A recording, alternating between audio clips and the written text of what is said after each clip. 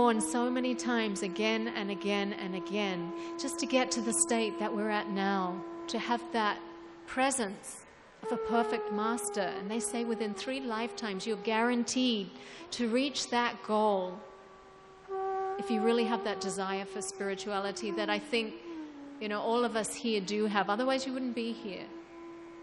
So to really, really do that, it's time to really go beyond just what we think spiritual life is all about. You've got to work on all the things you don't like to be worked upon. We can't keep on escaping them. So it's the perfect opportunity. There's someone that you don't always get along so well with, to try to. Like I was saying the other day, it's like the 2 lorries that are on this small road and they're just, head and head together. Which one's going to be able to pass the other unless one pulls back? You be the one to pull back. You be the one to give in. And you'll find in that surrender is the most beautiful joy. Truly, we just fight so much against surrendering in so many different times of our life. Even in the chai line, you're waiting in the chai line and you think, I'm not going to let that person cut in front of me. This happens many times, wherever we go. When people have to stand in line when we're going through the airports and they're going to check the passports, people often want Amma to go ahead. And she's like, no thank you. I'll wait in line.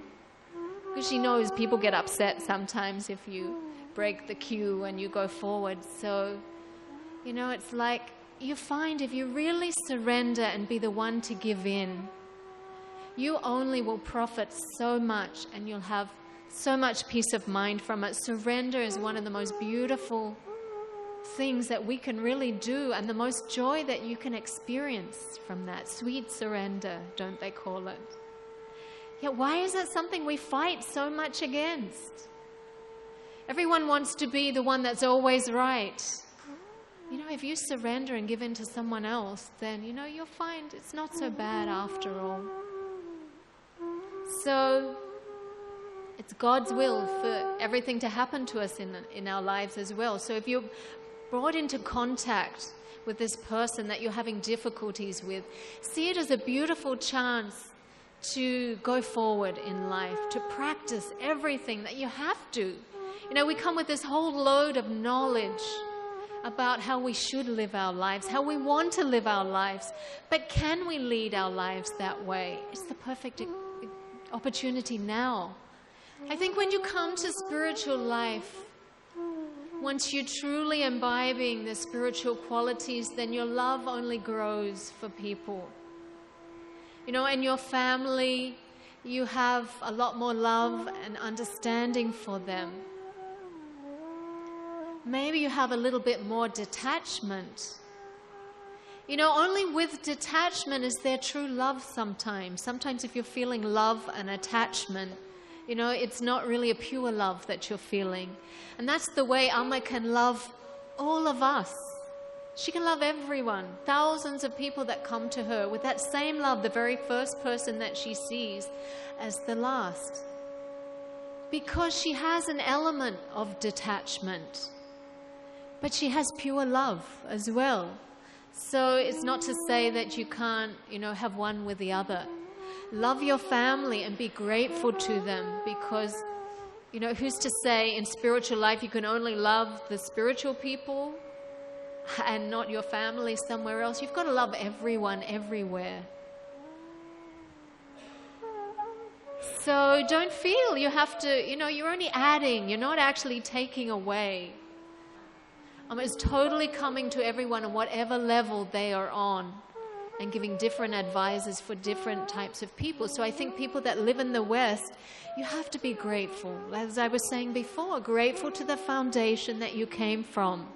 You can love them, but detachment is something that we have to learn to feel in our life, and only then you can really have pure love for people. When you have that detachment. So it's okay to communicate with family. It's true, they've given so much.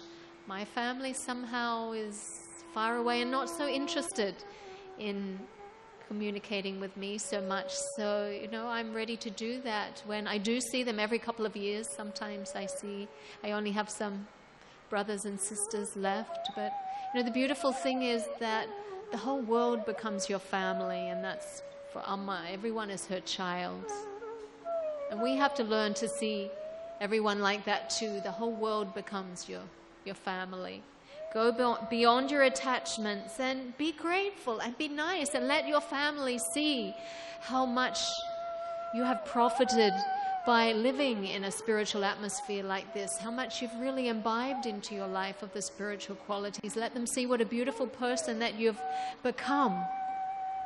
And then that will impress them, and they will be ready to accept so many things that maybe before they weren't ready to accept.